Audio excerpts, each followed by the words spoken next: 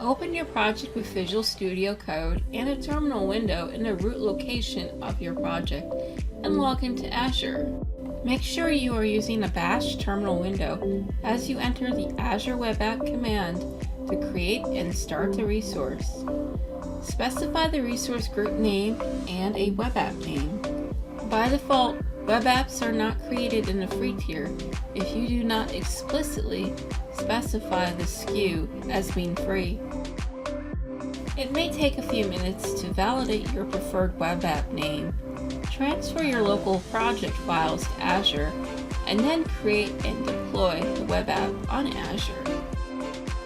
After it is done, it will output a JSON response body of what was created with an overview of settings, including the URL of where we can access our web app. Let's take a look at it now. Voila! We have created a Python Flask web app on Azure. Congratulations! Just a reminder that you can delete your project from Azure after you are done playing with this command.